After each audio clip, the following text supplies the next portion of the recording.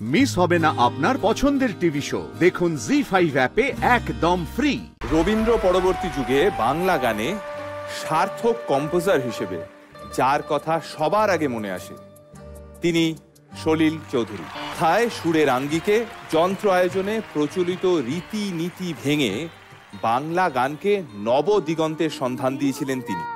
বাংলা গানে তৈরি করেছিলেন ইতিহাস। আগামী 19শে নভেম্বর শ্রদ্ধেয় সলিল চৌধুরীর 99তম জন্মবার্ষিকী।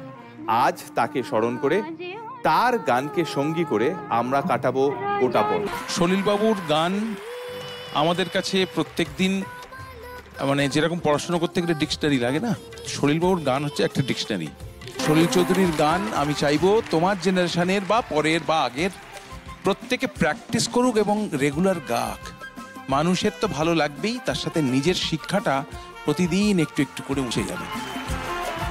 যাকে সম্মান জানিয়ে আমরা সম্মানিত হচ্ছি আজকে এখানে, তার যে জীবনকাল, সেই জীবনকালে উনি প্রায় 200 ছবির মিউজিক করেছিলেন, মানুষের জন্য আন্দোলন করেছিলেন, বাচ্চাদের জন্য কবিতা লিখতেন, বাচ্চাদের জন্য গান বানিয়েছিলেন, সিনেমা বানিয়েছিলেন 2টো, অসংখ্য ছোট গল্প লিখেছেন, একটি স্টুডিও করেছিলেন, একটা কয়ার তৈরি করেছিলেন।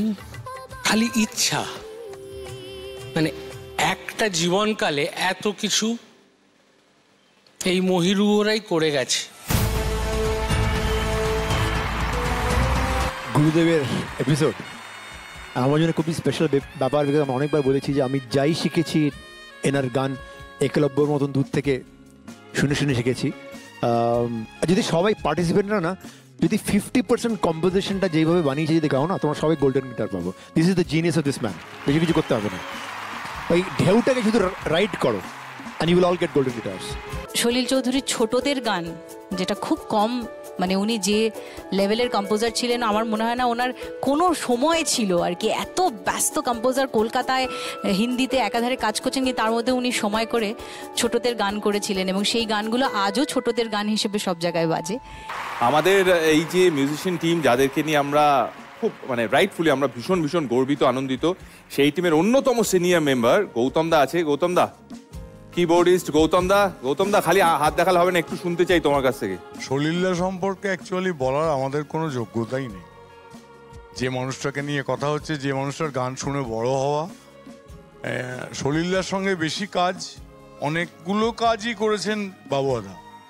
কিন্তু একটা জিনিস অনেক বাঙালি হয়তো জানেন না, সলিলদা যে সমস্ত গান লতাজি গেয়েছে যেগুলো বিখ্যাত হয়েছে, সেগুলো সবাই মনে করে বোধহয় কলকাতায় রেকর্ড, ওগুলো বম্বেতে রেকর্ড। কলকাতায় যে রেকর্ডিংগুলো হতো সেগুলো বাবুদা কিন্তু অনেকগুলো কাজেই ছিল। ওনার বাঁকুড়া বলে একদিন ছিল, বাবুদার জন্য জোরে প্লিজ সবাই একটু হাতে। একদম একদম, উনি খুব তাড়াতাড়ি দ্রুত সুস্থ হয়ে আমাদের মাঝখানে চলে আসবেন। Correct correct.